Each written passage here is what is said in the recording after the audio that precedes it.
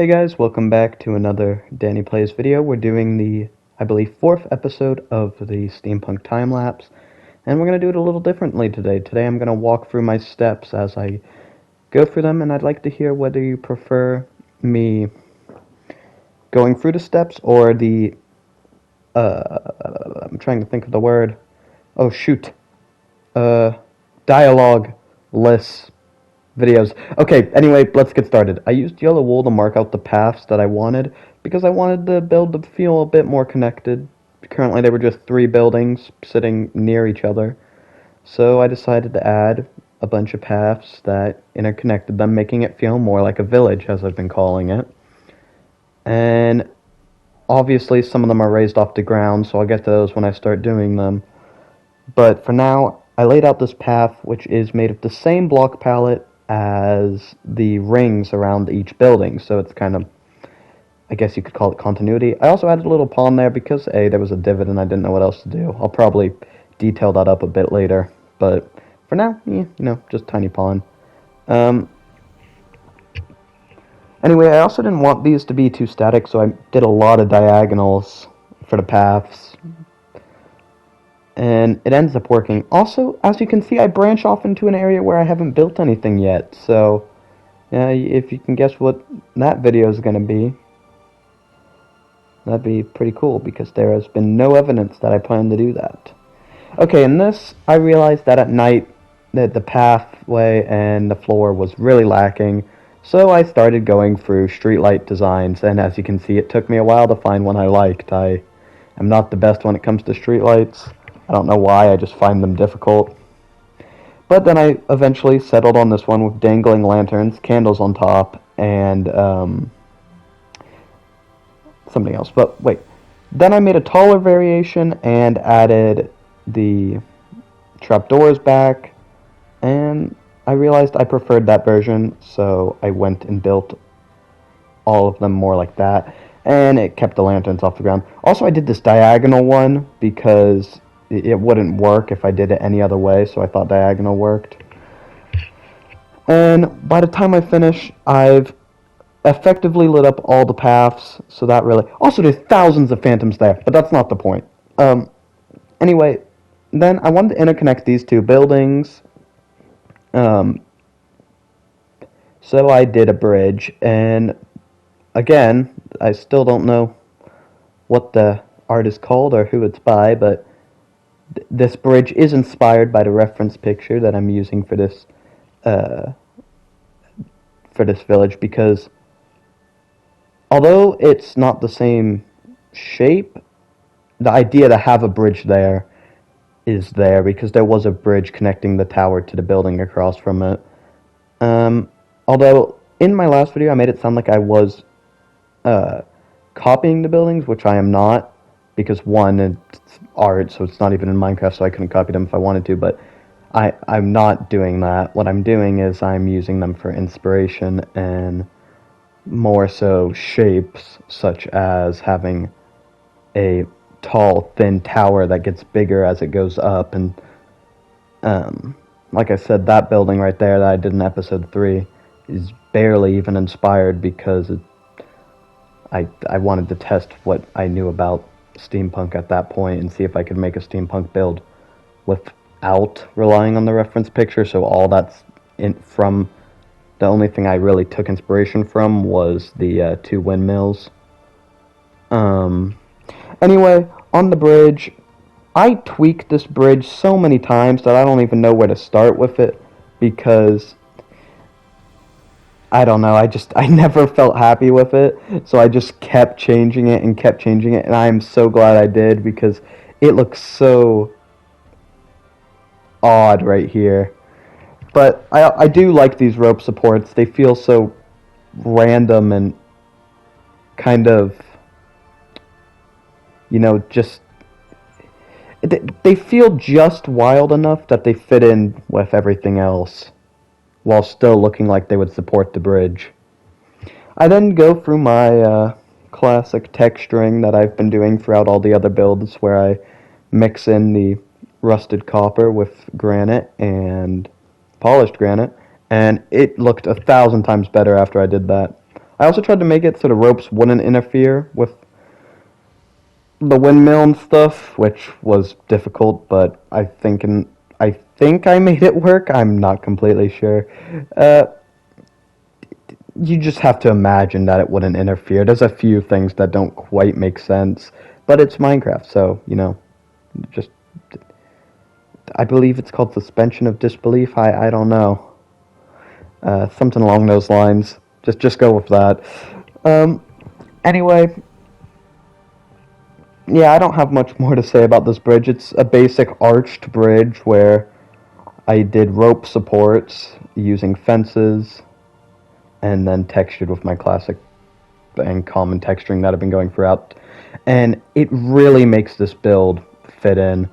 Then I started adding the tracks because, as I said, I made this second building kind of a uh, what is it called? Is it called a wheelhouse, a spin house?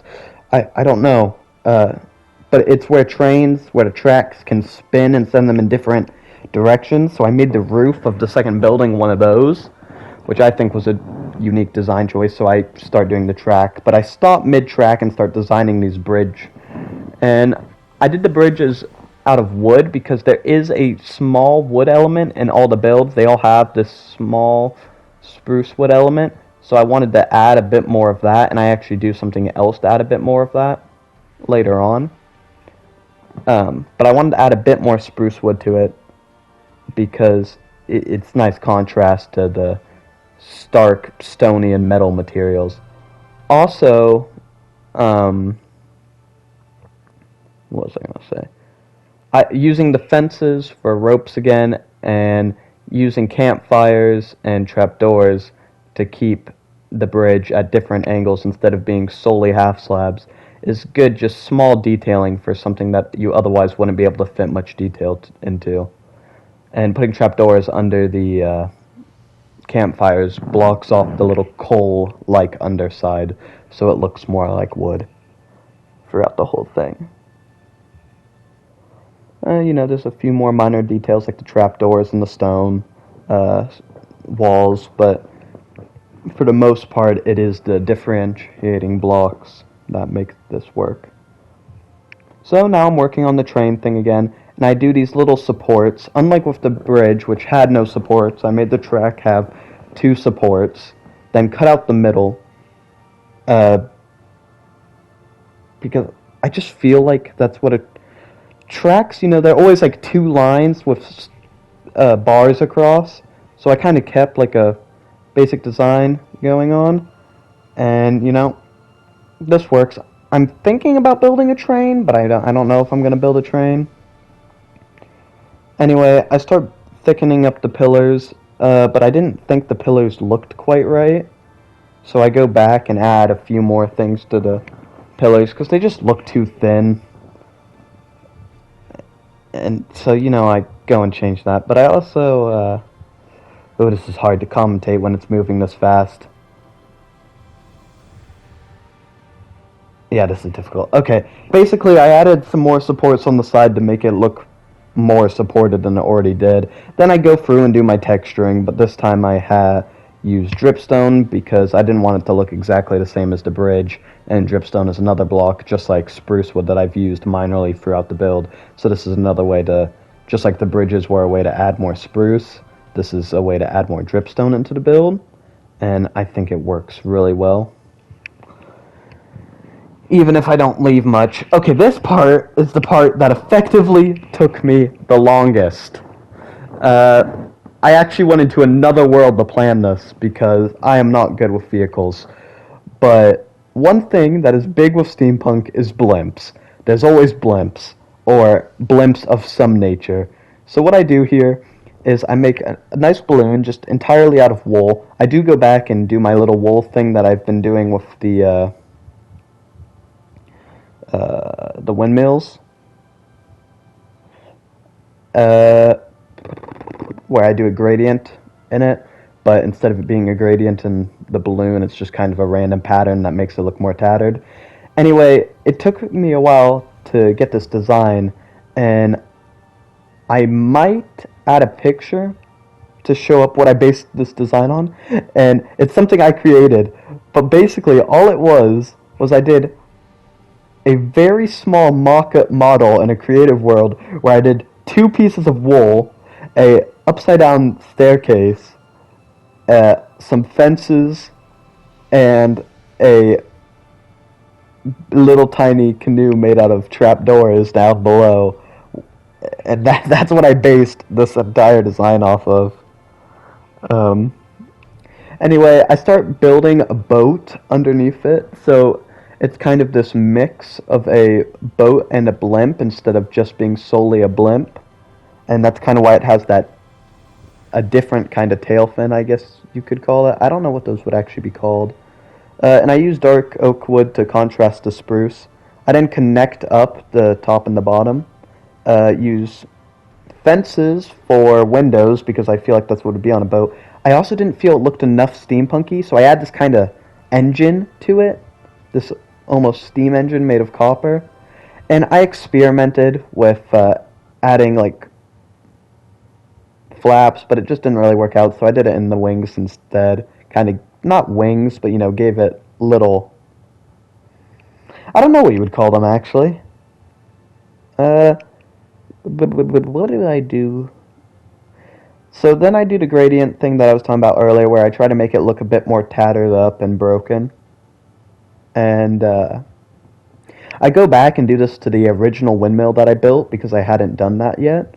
So once I finish this, I do go back and do it to the other windmill as well. And I am so happy that I've used this gradient because the wool looks so bland on its own.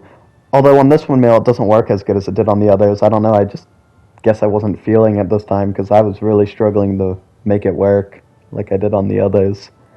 In the end, it still looks better than the plain wool, but it doesn't look as good as the others. Then I start texturing what is it called? I start texturing the tracks because, and I think I just realized that I didn't texture these tracks that I do inside here, and that's going to bother me, so I'll have to do that in the next episode of this. Anyway, I did these dangling tracks from the ceiling because I didn't want it to look like they're on the wheel because the wheel's going to be spinning. So this gives it the effect of dangling slightly above the wheel, even though it is on the wheel. Yeah, I didn't texture them. Oh, that's annoying. I had some more there to show that there will be more later. Now let's get into a look of the world.